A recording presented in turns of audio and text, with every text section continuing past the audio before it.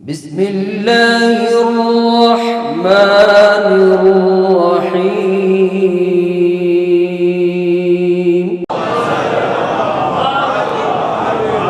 ہمیں ایک اصول ملا ہے، ایک قانون ملا ہے قرآن کی اس آیت سے کہ جو چیز اللہ کی طرف سے ہوتی ہے اس میں اختلاف نہیں ہوتا، کوئی اختلاف ہی نہیں۔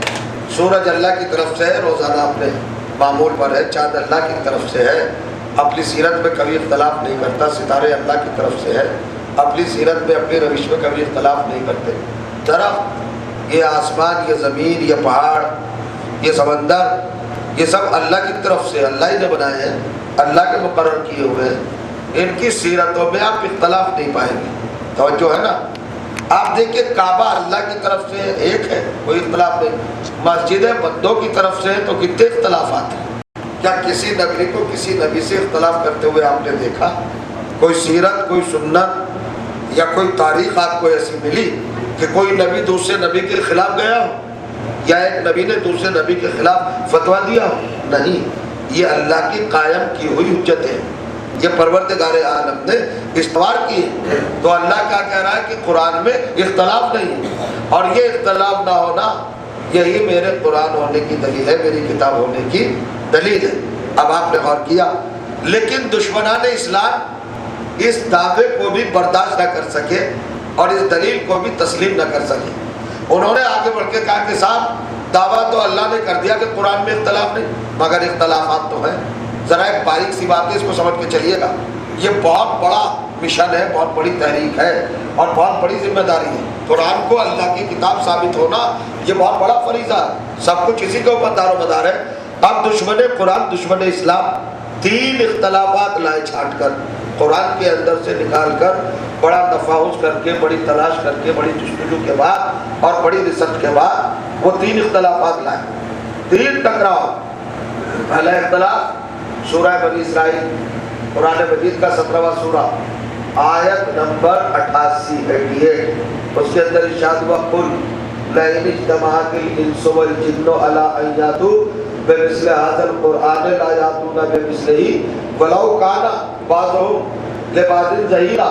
یہ پیغمبر، یہ لوگ کہتے ہیں کہ یہ قرآن اللہ کی کتاب نہیں ہے، پروردگار عالم کا قانون نہیں ہے، رب العزت نے اس کو نازل نہیں کیا، تو ان لوگوں سے کہہ دو اگر یہ میں بنا سکتا ہوں قرآن تو تم سب مل کر جتنے بھی دنیا کے کائنات کے پورے یونیورس کے جن اور انسان ہیں سو سب مل کر ایک قرآن بنا لائیں، اس کے مثل ایک قرآن لے آئے، اور جو چاہنا اسی کے جیسا اجتماع کر کے، اجماع کر کے، اکٹھے ہو کر اسی جیسا ایک قرآن بنا لائیں۔ ولا یاتون بمثلہ، مگر وہ اس کے جیسا ایک قرآن بھی نہیں بنا کے لا سکتے اگر سے ایک دوسرے کے مددگار بھی بن جائے۔ یہ قرآن نے دعویٰ کیا۔ پہلے مرحلے پر قرآن نے کیا کہا؟ پورا قرآن لے آؤ۔ توجہ چاہ رہا ہوں۔ اچھا پورے قرآن کا نظریہ کیا ہے؟ 30 پارے، 114 سورے، 558 رکوع اور 6666 آیات، یہ ہے قرآن مجید۔ اللہ تعالیٰ کا قرآن، اللہ تعالیٰ کی کتاب، پروردگار عالم کا صحیفہ، حضور اکرم کے سینہ اقدس پر ہونے والا یہ نازل قانون الہی جسے ہم قرآن مجید، قرآن شریف، قرآن کریم اللہ کی کتاب کہتے ہیں، معزز کتاب، معزز صحیفہ۔ یہ کیا ہے؟ اس میں 30 پارے ہیں، 558 رکوع، 114 سورے ہیں اور 6666 آیات ہیں۔ تو یہ قرآن کا ایک تصور ہے مجموعی۔ توجہ چاہ رہا ہوں۔ پھر سورہ ہود، 11واں سورہ قرآن مجید کا اور 13ویں آیت۔ اب اللہ تعالیٰ نے اپنے پیغمبر سے کہلایا کہ اگر لوگوں کو شک ہے، لوگوں کو شبہ ہے، لوگوں کو ڈاؤٹ ہے، لوگ مطمئن نہیں ہیں کہ میرے حبیب یہ قرآن آپ نے بنا لیا، تو ان سب سے کہہ دو ام یقولون افترا قل فاتوا بعشر سور مثلہ مفتریات وادعوا من استطعتم من دون اللہ۔ اے رسول ان سے کہہ دیجئے اگر یہ قرآن آپ نے بنا لیا ہے تو یہ لوگ سب مل کر خالی 10 سورے بنا لائے۔ توجہ چاہ رہا اسی کے جیسے 10 سورے بنا لائے۔ بھئی دیکھیں لطف کلام تو جب ہے جب آپ پورے متوجہ ہو میری طرف۔ میں کیا کہنے جا رہا ہوں؟ قرآن مجید پر پورے دین کا انحصار ہے۔ یہاں پر دیکھو اختلاف کی بات نہیں ہے، کس کا نظریہ کیا ہے، کس کا فرقہ کیا ہے، کون کہاں پر ہے، کون کس مرحلے پر ہے، کون کس مقام پر ہے، کون شیعہ ہے، کون سنی ہے، کون دیوبندی، کون بریلوی، کون وہابی، کون شافعی، اس سے غرض رہی ہے۔ بات ہو رہی ہے مسلمان اور قرآن کی، قرآن کو مسلمان اللہ کی کتاب کیسے ثابت کرے؟ چونکہ پورے دین کا دار و مدار قرآن کے ثبوت پر ہے۔ اگر قرآن ثابت ہو گیا تو پورا دین ثابت ہو جائے گا، اگر قرآن پروف ہو گیا تو پورا دین پروف ہو جائے گا۔ اب قرآن کے پروف ہونے میں اللہ نے 3 باتیں کہی، توجہ چاہ رہا ہوں کہ اس میں اختلاف نہیں ہے، اور جب اختلاف نہیں ہے تو یہی دلیل ہے کہ یہ میرا کلام ہے۔ ملاحظہ کریے گا، دشمنان اسلام پہلا اختلاف کیا ہے؟ اللہ تعالیٰ نے پورا قرآن مانگا ہے جواب میں۔ سورہ ہود میں اللہ تعالیٰ نے 10 سورے مانگے ہیں جواب میں۔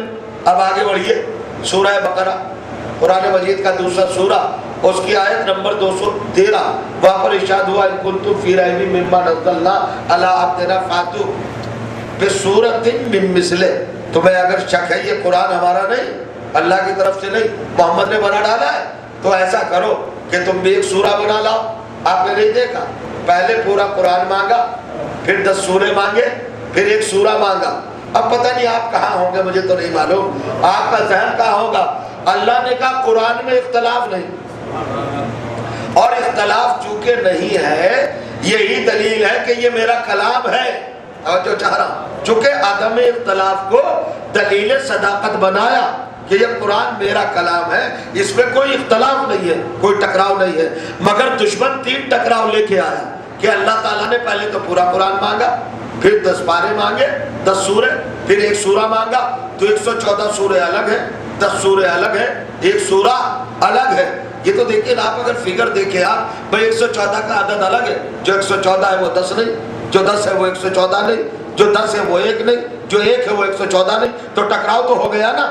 ایک جگہ پر مانگ رہا ہے پورا قرآن، ایک جگہ پہ کہہ رہا ہے 10 سورے، ایک جگہ پہ کہہ رہا ہے ایک سورہ، تو ٹکراؤ تو ہو گیا۔ کہاں رہا اللہ کا کلام؟ کہاں گیا وہ دعویٰ؟ کہاں گیا وہ پروف؟ کہاں گئی وہ دلیل؟ کہاں گئی وہ سند؟ کہاں گیا وہ ثبوت؟ اور کہاں گیا وہ چیلنج اللہ کا کہ قرآن میں کوئی اختلاف نہیں؟ تو بہت ہی زیادہ اس کو بڑا سمجھ کر دشمنان اسلام ایک اہم اعتراض کر کے لائے تھے کہ جواب نہیں دیا جائے گا۔ دیکھیے صحابہ کرام رضوان اللہ تعالیٰ علیہ مجمعین تشریف فرما ہے اور سب کے سب بیٹھے ہوئے، یہی سوال سامنے آ گیا۔ اور کریے گا کہ قرآن میں تو اختلاف ہے، قرآن میں 3 اختلاف ہے، 114 سورے، 10 سورے، ایک سورہ، پورا قرآن مانگا، 10 سورے مانگے، ایک سورہ مانگا، اختلاف تو ہو گیا، ٹکراؤ تو ہو گیا۔ صحابہ کرام میں گفتگو ہونے لگی اور ایک نے دوسرے سے نظریات کے طور پر تبادلہ خیال کرنا شروع کیا، مگر ہر سامنے نہ آیا۔ غور کریں گا، وہیں پر دیکھا کہ امام حسین چلے آ رہے ہیں، فرزند رسول چلے آ رہے ہیں۔ غور کریے گا، مولا متقیان نے مسکرا کے کہا وہ فرزند رسول آ رہا ہے، یہ نہیں کہا کہ میرا بیٹا آ رہا ہے، رسول کا بیٹا آ رہا ہے۔ چونکہ پروف قرآن کو کرنا ہے، قرآن محمد پہ نازل ہوا ہے تو محمد کا بیٹا ثابت کرے گا، اس لیے کہ باپ کی میراث کا وارث بیٹا ہوتا ہے۔ اور جو چاہنا اب آئے ہوتا ہے اور بیٹھ گئے آن کر، علی کہتے ہیں فرزند رسول لخت جگر۔ دیکھو صحابہ کرام اللہ کے صحابی ہیں، پیارے صحابی ہیں، یہ سب پریشان ہیں۔ ایک سوال سامنے آ گیا دشمنان اسلام کا، کہ بابا کیا سوال ہے؟ کہ قرآن میں کوئی اختلاف نہیں۔ اللہ کہتا ہے سورہ نساء کی 82ویں آیت میں، 4تھے سورے میں ہے نا، لیکن دشمنان اسلام 3 اختلاف لے آئے کہ 114 سورے، 10 سورے، ایک سورہ۔ امام حسین نے مسکرا کے کہا بابا اس کا جواب تو بالکل بہت آسان ہے، کہ بیٹے ذرا بتا دو ان صحابہ کرام کو۔ اے بیٹا حسین مسکرا اور کہا یہ بتائیے صحابہ کرام، میرے نانا کے ساتھیوں، یہ بتاؤ کہ جب قرآن نازل ہو رہا تھا تو اسلام کے اپوزیشن میں کتنے گروپ تھے؟ اسلام کی مخالفت میں کتنے گروہ تھے؟ کہ فرزند رسول 3 گروہ۔ کہ ان گروہوں کا نام کیا تھا؟ کہ ایک کافر، ایک مشرک، ایک منافق۔ کہ یہ بھی بتاؤ مشرک کس کو کہتے ہیں، کافر کس کو کہتے ہیں، منافق کس کو کہتے ہیں؟ کہ مشرک وہ ہوتا ہے جو اللہ کو نہ مانے، کافر وہ ہوتا ہے جو رسول کو نہ مانے، منافق وہ ہوتا ہے جو علی کو نہ مانے۔ تو جو جانا تو حسین نے مسکرا کے کہا کہ جب 3 طرح کے لوگ تھے نزول قرآن کے وقت، تو اللہ نے یہ ایک ہی گروہ سے مطالبہ نہیں کیا، 3 گروہ سے مطالبہ کیا۔ مشرکوں سے کہا پورا قرآن لاؤ، کافروں سے کہا 10 سورے لاؤ، منافقوں سے کہا ایک سورہ لاؤ۔ اور کریے گا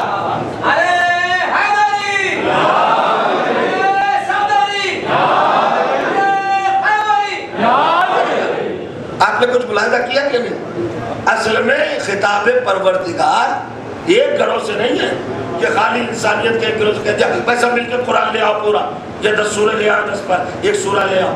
ابھی بھی آپ پہنچے نہیں جہاں تک میں پہنچا رہا ہوں. یہ اختلاف کو کیسے مٹایا؟ ایک دعویٰ ایک گروہ سے ہے، ایک چیلنج ایک گروہ سے. اللہ نے مشرکین سے کہا کہ پورا قرآن لاؤ، چونکہ مشرک کہتے ہی اس کو ہے جو اللہ کے مقابلے پر آئے. تو اللہ نے اپنے مد مقابل سے کہا اگر تم اللہ کے مقابلے پر ہو تو ذرا ایک قرآن تو لا کے دکھاؤ. اور کافر وہ ہے جو رسول کے مقابلے پر آئے. ان سے کہا کہ اگر تم رسول کے مقابلے پر ہو اور رسول کو جھٹلا رہے ہو تو 10 سورے لا کے دکھاؤ. اور منافقین سے کہا کہ جن کا باطن کچھ ہے، ظاہر کچھ ہے، زبان پہ کچھ ہے، دل میں کچھ ہے، ان سے کہا ایک سورہ لے آؤ. صحابہ کرام نے متفقہ طور پر ایک لفظ کہا ہے یہاں پر جو بڑا قیامت کا ہے. کہتے ہیں مل کر اشہد انکا کنتا للرسول ولدا وللقرآن سندا. اے رسول کے بیٹے، اے حسین، تو محمد کے لیے ولد ہے، قرآن کے لیے سند ہے. صلوات پڑھے محمد والے.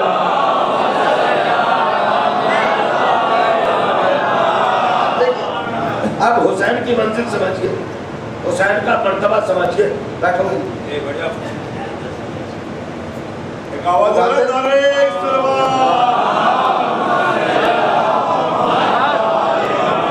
لگتا ہے والدین نے بچوں کو تربیت دینا بند کر دیا ہے.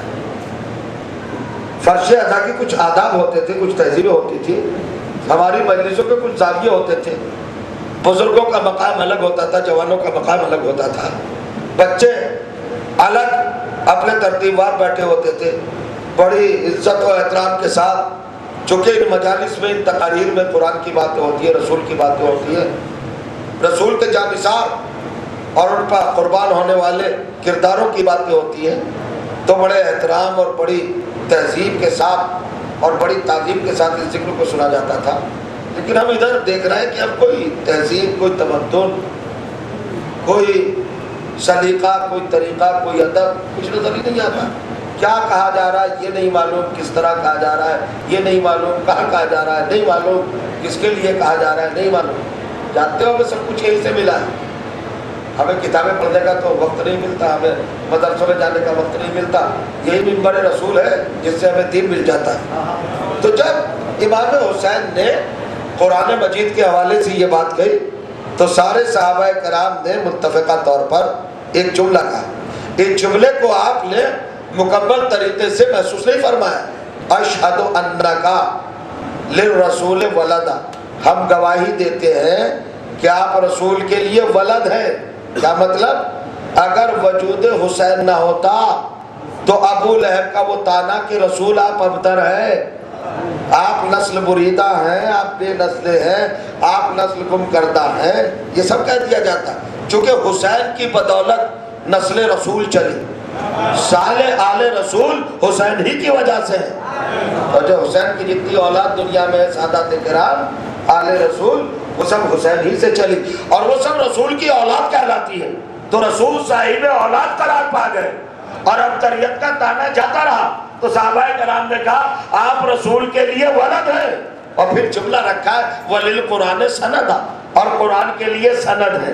اب میں پوچھنا چاہتا ہوں اپنے برادران اسلام سے، اپنے مسلمان بھائیوں سے، خواہ وہ کسی بھی فرقے سے تعلق رکھتے ہوں مگر مسلمان تو ہیں، ایک دوسرے کے قریب تو ہیں، ایک دوسرے کے درد و غم کو بانٹنے کی صلاحیت تو رکھتے ہیں.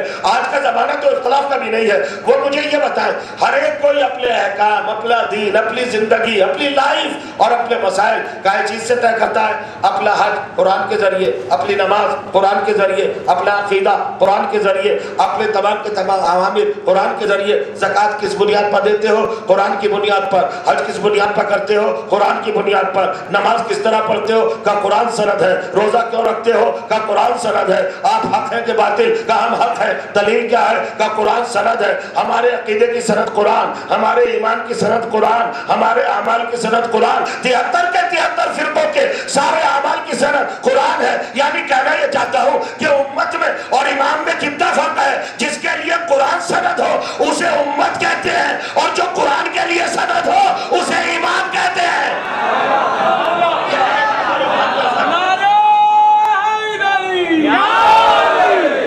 بس صلوات پڑھیں اور بات.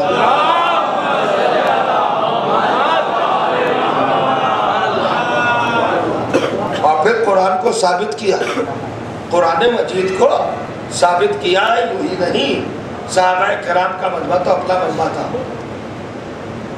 فرزند رسول کو، سرکار سید الشہداء کو، امام حسین کو، کون سا صحابی تھا سو سر آنکھوں پہ نہیں بٹھاتا تھا؟ ہر صحابی عزت کرتا تھا، ہر صحابی احترام کرتا تھا۔ خلیفہ دوم نے ایک روز راستے میں مل کر خود فرزند رسول سے کہا کہ آپ آتے نہیں ہیں، فرزند رسول آپ ہمارے غریب خانے پر نہیں آتے، کبھی وقت ملا تو آ جائیں گے، وعدہ کر لیا تھا تو چلے گئے۔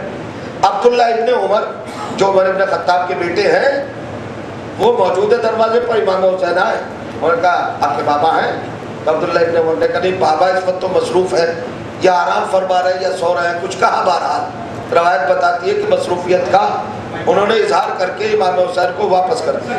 کچھ دیر کے بعد پھر ملے، اور ملنے کے بعد پھر کہتے ہیں عمر ابن خطاب حسین سے کہ یہ بتائیے آپ نے وعدہ کیا تھا ہمارے گھر آنے کا، آپ آئے نہیں؟ کہا ہم تو آئے تھے مگر آپ کے بیٹے نے واپس کر دیا تھا۔ بیٹے کو بلایا، عبداللہ تم نے حسین کو واپس کیا تھا، فرزند رسول کو واپس کیا تھا؟ کہا بابا آپ آرام میں تھے، حسین آئے تھے۔ کہا تم نے واپس کیوں کیا؟ تم جانتے ہو کہ ساری کائنات کا وجود اور تمہارے باپ کا ایک ایک رویا انہی کے صدقے میں ہوگا ہے، تم جانتے ہو؟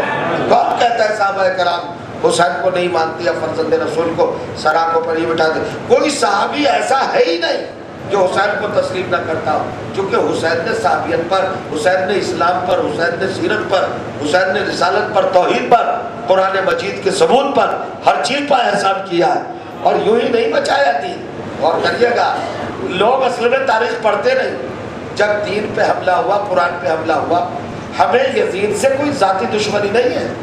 اگر یزید کربلا میں یہ کام نہ کرتا یا اپنے بد نظریے اور اپنی بد عملی کے ذریعے توہین رسالت نہ کرتا، توہین دین نہ کرتا، توہین قرآن نہ کرتا، تو ہمیں لینا دینا کیا تھا؟ جانتے ہو یزید نے کیا کہا؟ شاید مسلمانوں کو معلوم نہیں، یزید نے یہ کہا تھا شراب پی کر، تخت پہ بیٹھ کر مسند رسالت کو بدنام کرنے کی، دیکھی اس سے بڑی کھناؤنی اور کیا کوشش ہوگی؟ بیٹھ کے کہتا ہے لعبت بنو ہاشم بالملک فلا جاء ملک ولا وحی نزل۔ محمد نے ڈھونگ رچا تھا، ملک حاصل کرنے کے لیے سیاست تھی، نہ کوئی فرشتہ آیا، نہ کوئی قرآن آیا، نہ وحی نازل ہوئی اور نہ فرشتہ آیا۔ ایک تیر سے دو شکار کیے تھے یزید نے۔ قرآن کے لیے کہا تھا یہ اللہ کی کتاب نہیں، اور پیغمبر کے لیے کہا تھا یہ رسول نہیں، خالی ملک حاصل کیا، کسی اور نے جواب نہیں دیا۔ حسین نے کہا ارے تو میرے نانا کی رسالت کا انکار کر رہا ہے اور اللہ کے قرآن کا انکار کر رہا ہے، تو صحیح میں ثابت نہ کر دکھاؤں کہ قرآن اللہ کی کتاب ہے۔ حسین نے وہ طریقہ استعمال کیا اللہ کی کتاب کو ثابت کرنے کے لیے کہ جو بڑا حیرتناک ہے۔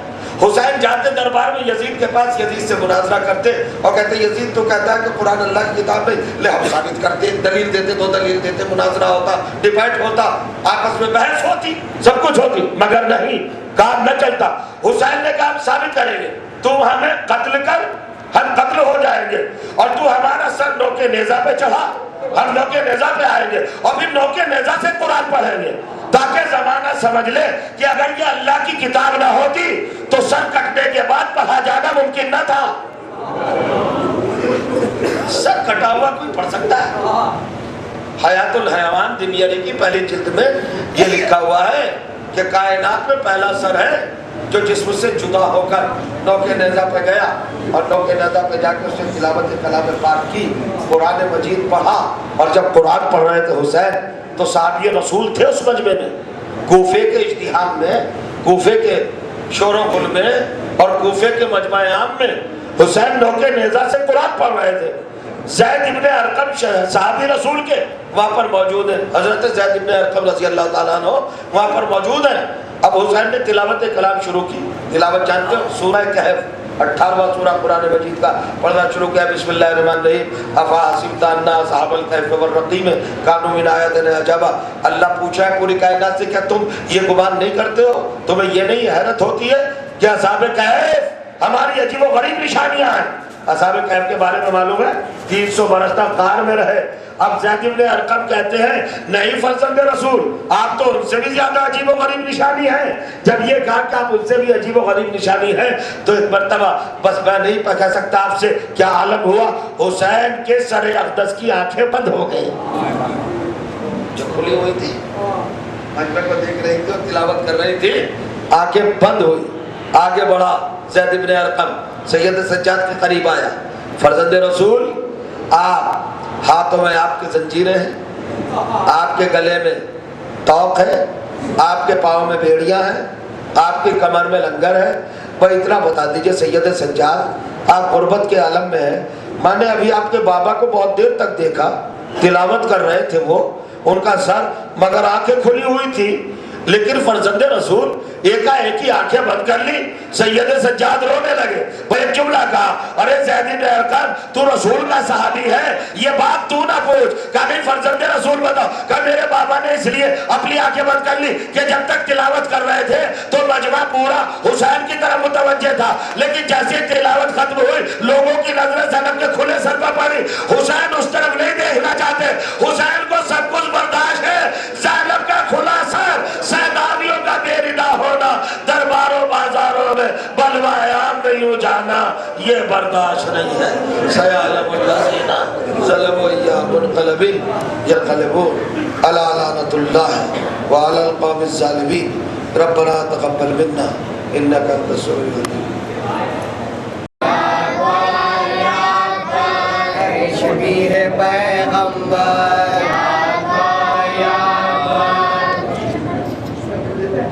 بچان دین کو سرور گلا کٹاتے ہیں, بچان دین کو سرور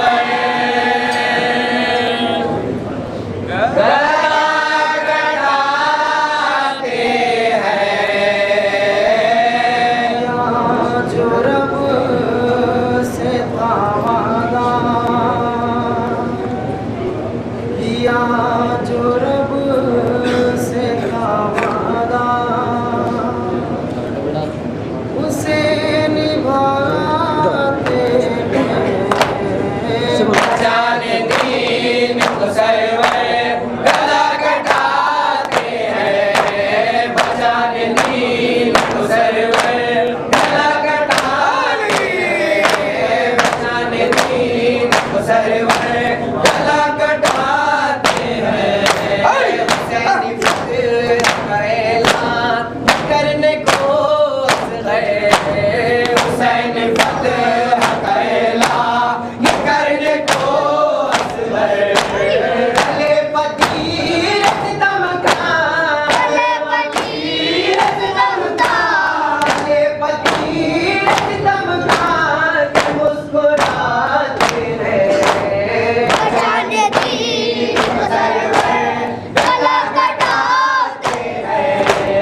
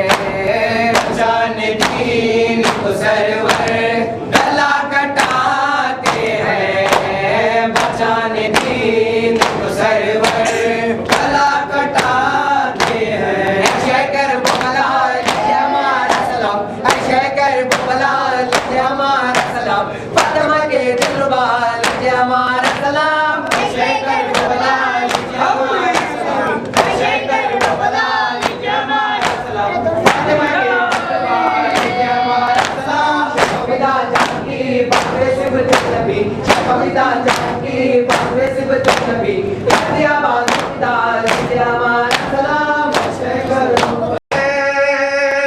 हाथ में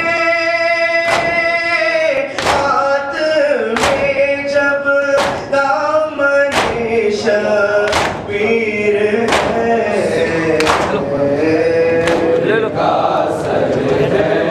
आपने जो ख्वाब देखा था खलील, आपने जो ख्वाब देखा था खलील,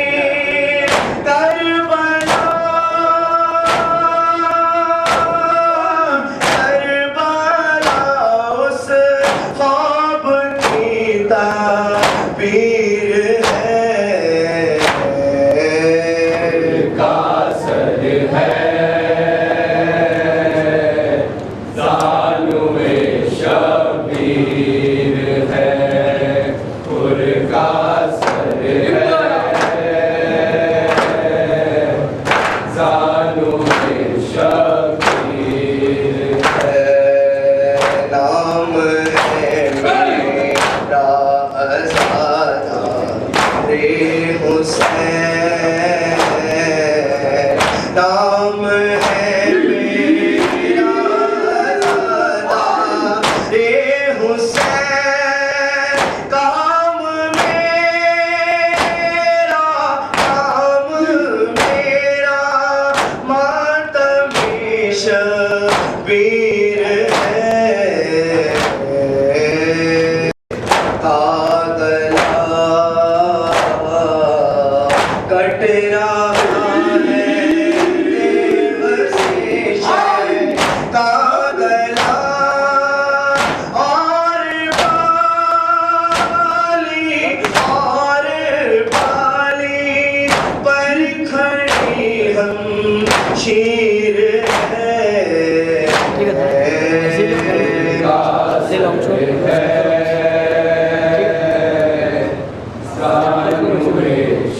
शबीर है पुरकासर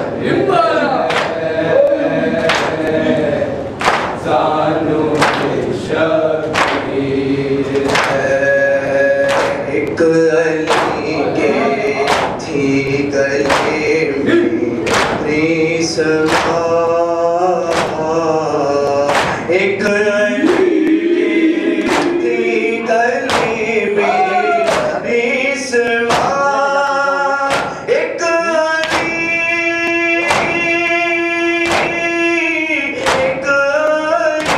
के पाँव में जंजीर है।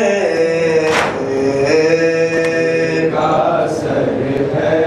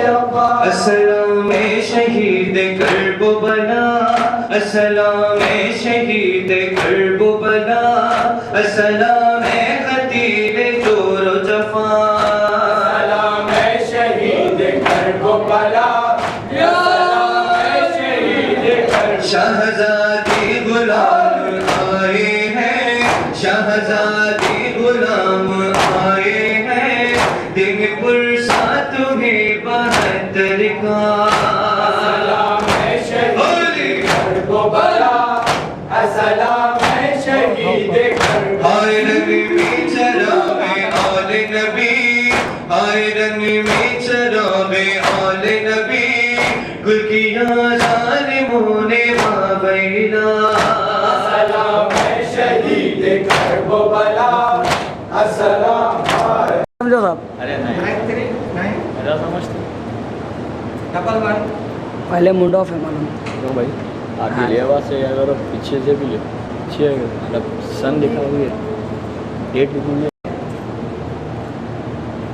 اچھا کیونکہ انہوں گھر کے اوپر ہی ہے ان سے ایڈریس لے کے آپ چلے جاؤ